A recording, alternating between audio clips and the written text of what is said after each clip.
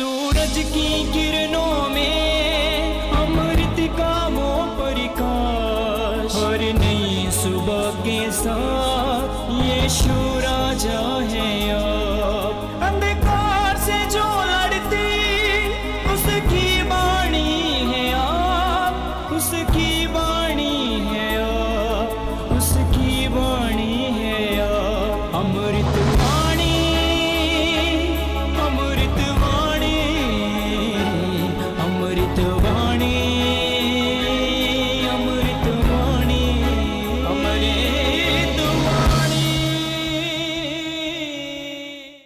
पहला पाठ प्रेरित चरित अध्याय 8 पद संख्या 1 से 8 तक। यरूशलेम में कलीसिया पर घोर अत्याचार प्रारंभ हुआ। प्रेरितों को छोड़ सब के सब यहूदिया तथा समारिया के देहांतों में बिखर गए। भक्तों ने स्तेफनुस पर करुण विलाप करते हुए उसे कब्र में रख दिया। साउल उस समय कलीसिया को सताने लगा। वह घर घर घुस जाता था और स्त्री पुरुषों को घसीटकर बंदी गृह में डाल देता था। जो लोग बिखर गए थे वे घूम घूम कर सुसमाचार का प्रचार करने लगे। फिलिप समारिया के एक नगर जाकर वहां मसीह का प्रचार करने लगा। लोग उसकी शिक्षा पर अच्छी तरह ध्यान देते थे, क्योंकि सब उसके द्वारा दिखाए हुए चमत्कारों की चर्चा सुनते अथवा उन्हें स्वयं देखते थे। दुष्ट आत्मा ऊंचे स्वर से चिल्लाते हुए बहुत से अपदूतग्रस्त लोगों से निकलते थे और अनेक अर्धांगरोगी तथा लंगड़े भी चंगा किए जाते थे। इसलिए उस नगर में आनंद छा गया। यह प्रभु की वाणी है। ईश्वर को धन्यवाद। भजन अनुवाक्य। समस्त पृथ्वी ईश्वर को धन्य कहे। समस्त पृथ्वी ईश्वर को धन्य कहे। समस्त पृथ्वी ईश्वर को धन्य कहे। उसकी महिमामय नाम का गीत गाएं और उसकी महिमा का स्तुति गान करें। वह ईश्वर से यह कहें, तेरे कार्य अपूर्व है। अनुवाक्य। समस्त पृथ्वी ईश्वर को धन्य कहे।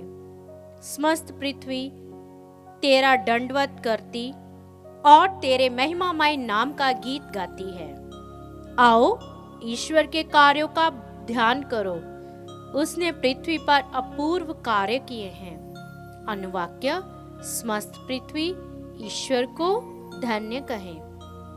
उसने समुद्र को स्थल में बदल दिया और उन लोगों ने नदी को पैदल ही पार किया। हम प्रभु की सेवा करते करते आनंद मनाएं। वह शक्तिमान है और उसका शासन अनंत काल तक बना रहेगा। अनुवाक्य। समस्त पृथ्वी ईश्वर को धन्य कहें। जय घोष। जो पुत्र में विश्वास करता है उसे अनंत जीवन प्राप्त है। मैं उसे अंतिम दिन पुनर्जीवित कर दूंगा। हालेलुया। संत योहन के अनुसार पवित्र सुसमाचार अध्याय 6 पद संख्या 35 से 40 तक। यीशु ने लोगों से ये कहा, जीवन की रोटी मैं हूं।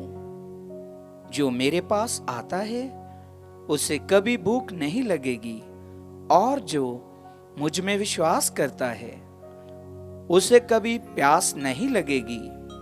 फिर भी जैसा कि मैंने तुम लोगों से कहा, तुम मुझे देखकर भी विश्वास नहीं करते।